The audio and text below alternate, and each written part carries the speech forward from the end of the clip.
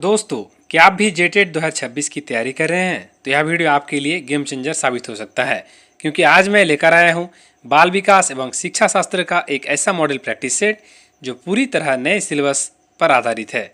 इस वीडियो में मैं आपको वही क्वेश्चन बताऊंगा जिनसे एग्जाम लेवल में आपका लेवल चेक होगा और तैयारी की असली स्थिति का पता चलेगा।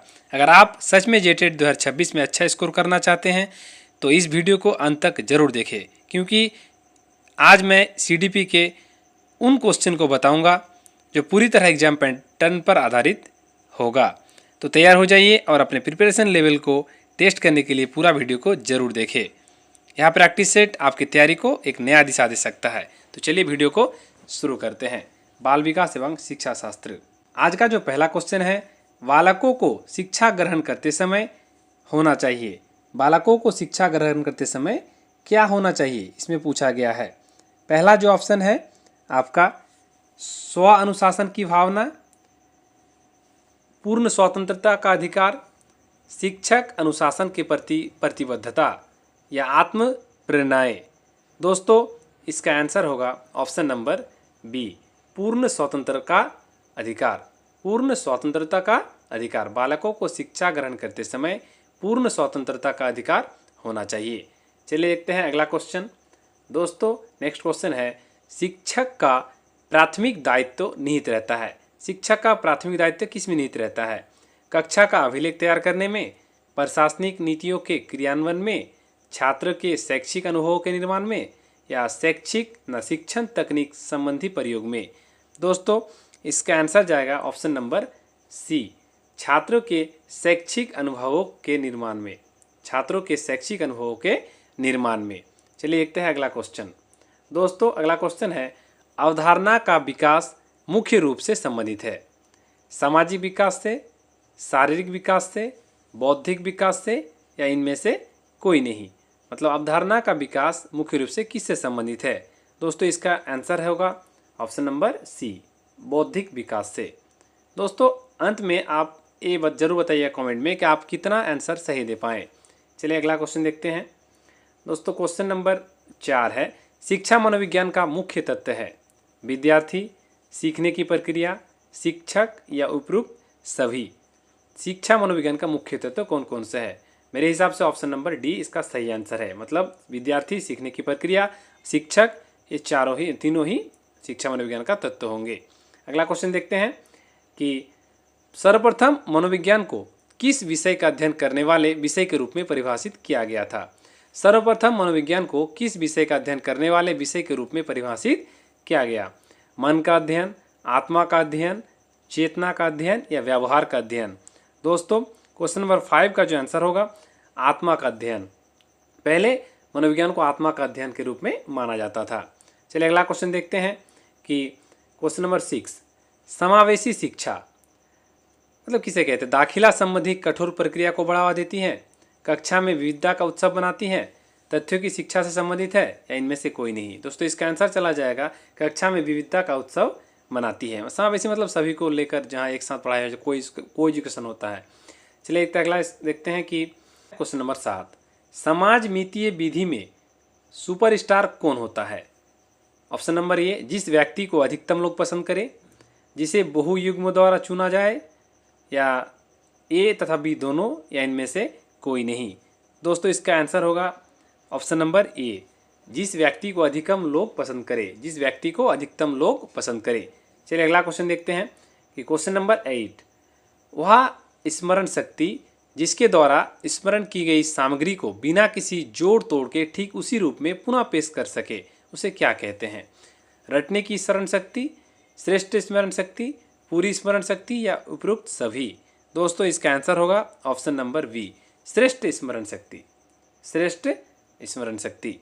चलिए दोस्तों, अगला क्वेश्चन देखते हैं कि निम्नलिखित में से कौन व्यवहारवादी मनोवैज्ञानिक नहीं है? कौन व्यवहारवादी मनोवैज्ञानिक नहीं है? वाटसन, पावलोव, स्किनर या लेविन। वाटसन, पावलोव, स्किनर या लेविन। दोस्तों, इसका आंसर होगा option number D, Lewin. Lewin मतलब व्यवहारवादी मनोवैज्ञानिक नहीं है। बाकी जो 3 है ये व्यवहारवादी मनोवैज्ञानिक है। अगला क्वेश्चन देखेंगे कि जीवन के शुरुआत में शिशु किसके द्वारा निर्देशित होता है? जीवन के शुरुआत में शिशु किसके द्वारा निर्देशित होता है? अधिगम, परिपक्वता, सहज ज्ञान या इनमें से कोई नहीं? दोस्तों इसका आंसर होगा अधिगम के द्वारा। जीवन के शुरुआत में शिशु अधिगम के द्वारा निर्देशित होता है। अगला क्वेश्चन देखेंगे कि मनुष्य की सामान्य चाहतों और इच्छाओं को कहा जाता है, मतलब क्या कहा जाता है? अभिप्रेरिक, अंतर्नाद, आवश्यकता या आत्मबोध? दोस्तों 11 का आंसर होगा ऑप्शन नंबर सी, आवश्यकता। मनुष्य की सामान्य चाहतों और इच्छाओं को आवश्यकता कहा जाता है। अगला क्वेश्चन देखेंगे कि गर्भाधान से शिशु के जन्म तक की अवधि को क्या कहा जाता है? गर्भाधान से शिशु के जन्म तक की अवधि को क्या कहा जाता है? प्रसव पूर्व काल, किशोरावस्था, बचपन या वृद्धावस्था? तो दोस्तों क्वेश्चन नंबर 12 का आंसर होगा, आप सभी को पता ही है इसका आंसर, प्रसव पूर्व काल, मतलब जन्म से पहले जिस काल को कहते हैं। अगला क्वेश्चन देखेंगे कि क्वेश्चन नंबर 13, इनमें से कौन सी विशेषता भावात्मक विकास से जुड़ी हुई नहीं है? इनमें से कौन सी विशेषता भावात्मक विकास से जुड़ी हुई नहीं है? भावना शारीरिक परिवर्तन से जुड़ी है, भावना शारीरिक विकास से जुड़ी हुई नहीं है, भावनाओं का तीव्र रूप बचपन में देखा जा सकता है, भावना जन्म के तुरंत बाद आ जाती है। मतलब कौन भावनात्मक विकास से जुड़ी हुई नहीं है, इसका आंसर आपको देना है नेगेटिव में। तो 13 नंबर जो आपका क्वेश्चन है इसका आंसर होगा ऑप्शन नंबर वी, भावना शारीरिक विकास से जुड़ी हुई नहीं है। आप सभी को पता है भावना कोई शारीरिक विकास नहीं है। चलिए अगला क्वेश्चन देखते हैं कि क्वेश्चन नंबर 14, विकास में वृद्धि का क्या अभिप्राय है? विकास में वृद्धि का क्या अभिप्राय है? वजन में वृद्धि, संवेग में वृद्धि, आकार, सोच, समझ एवं कौशलों में वृद्धि या वजन में वृद्धि? इसका आंसर होगा ऑप्शन नंबर क्वेश्चन नंबर 14 का सी। आप सभी को पता है कि आकार, सोच, समझ एवं कौशल सभी में वृद्धि को हम लोग विकास कहेंगे। चलिए अगला क्वेश्चन देखते हैं कि क्वेश्चन नंबर 15, बच्चों की रुचि बनाए रखने के लिए आप कौन सी विधि का चयन करेंगे? स्वयं गतिविधि करेंगे तथा बच्चों को बताएंगे, आप गतिविधि में बच्चों को शामिल करेंगे, बच्चों को स्वयं गतिविधि करने के लिए देंगे, बच्चों को पढ़कर आने को कहेंगे और प्रश्न पूछेंगे? दोस्तों क्वेश्चन नंबर 15 का आंसर सबसे बेस्ट होगा, जो ऑप्शन है आप गतिविधि में बच्चों को शामिल करेंगे। कोई भी प्रक्रियाओं में बाल विकास में जो हम लोग अध्ययन करते हैं तो बच्चों को उसमें शामिल करना सबसे बेस्ट माना जाता है। चलिए अगला क्वेश्चन देखेंगे। तो अगला क्वेश्चन देखने से पहले जितना भी क्वेश्चन अभी तक हुआ है, आप अगर इसका आंसर स्क्रीनशॉट लेना चाहते हैं तो यहाँ पर ले सकते हैं और फिर दोबारा मिलान कर सकते हैं। चलिए, और ये क्वेश्चन है, सीखना एक प्रक्रिया है जिसमें एक सीखे हुए व्यक्ति सीखना बंद कर देता है। सीखना सारा जीवन चलता रहता है। बच्चे ज़्यादा से ज़्यादा सीखते रहते हैं। बच्चे शिक्षक के देखरेख में ज़्यादा से ज़्यादा सीखते हैं। दोस्तों ये 2016 का क्वेश्चन है। आप इसका आंसर अगर आप सकेंगे तो कमेंट में ज़रूर बताइएगा। चलिए आगे हम लोग बढ़ते हैं। क्वेश्चन नंबर 16 जो है कि बालक से यह कहना कि दीवार गंदी मत करो या किस प्रकार का निर्देश है? निषेधात्मक, भावात्मक, सकारात्मक या प्रत्याक्षात्मक? दोस्तों इसका आंसर क्या होगा? आप लोग थोड़ा समझ पा रहे होंगे कि देखिए फिर क्वेश्चन में समझ लीजिए। बालक से यह कहना दीवार गंदी मत करो या किस प्रकार का निर्देश है? यहाँ किस प्रकार का निर्देश है? दोस्तों इसका आंसर चला जाएगा निषेधात्मक, मतलब मना किया जा रहा है, ऑप्शन नंबर ये।